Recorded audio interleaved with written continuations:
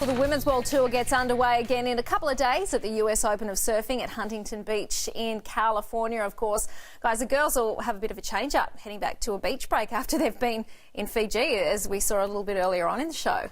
Yep. Yeah, in for a bit of a rude shock. Certainly not five-star resort living at Huntington. No, it's a lot different at Huntington Beach than it is to Tavarua, that's for sure. But yeah, they'll adapt. You've competed there, Layne. What's it like to compete? Huntington Beach is... I consider it to be a bit of a circus, actually. It's full on. I mean, it's school holidays, it's summer break. Everybody converges on Orange County. So it's one of those places where you've really got to prepare yourself mentally as well as physically to just deal with this inundation of people wanting a piece of you. I mean, the athletes are they're really clued up in regards to treating their fans with a lot of respect and time. So you're surrounded by hundreds of thousands of people. There's a big trade show on the beach. It's sandy, it's dusty. You want to get there early in the morning to get a parking spot. Otherwise, you could be driving around for hours if you have to drive in from 10 minutes away from inland or from staying at a friend's house. There's a lot of variables that need to be considered. Yeah, well, talk us through the break at Huntington. Okay, so Huntington faces south-southwest, and it's on the west coast there of America, and it really favours those broken up southwest swells. If it's too walled, then it just closes out all the time. There's three predominant peaks there. You've got the left that's going into the pier, where you've got to learn how to shoot the pier, navigate the pylons and come back out. You don't really get any extra points for shooting the pier, but it's a novel thing to do. You can't actually go and surf Huntington without shooting the pier. I think it's a really good thing to do. And we'll see probably most of the surfers focusing on this peak close to the pier because, like I said, the pier acts as a wave magnet and it brings the swell in. So depending on the direction of the swell, if it's south, southwest, west, southwest, then the predominant peak will be this right-hander that's coming off the pier that we're seeing Courtney surf now, which is where we saw Carissa win the event last year. And then down the beach, funneling into that is Machado's, which is this left-hander that Rob Machado always surfed. He never surfed off the pier.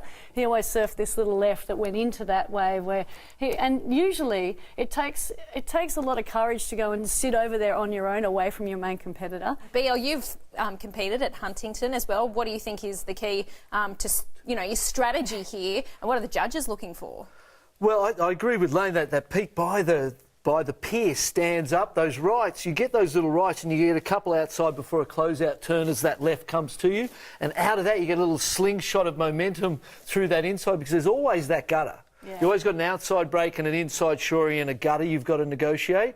And so going right, you get that momentum slinging back from the left that gets you through the shorey and a couple on the inside. That's the bread and butter. Shoot the pier is always good.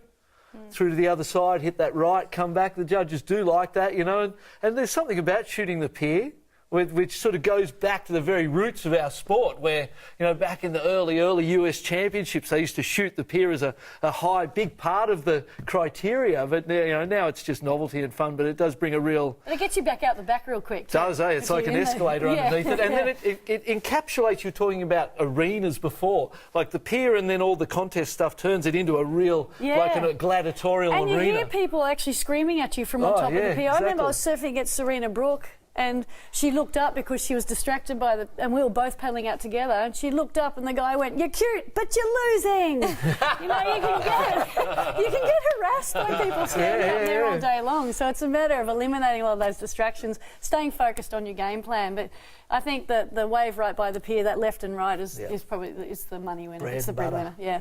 All right, I'll get your predictions quickly. Who do you think is going to take out the US Open of Surfing for the women? Jono? Courtney Conlog.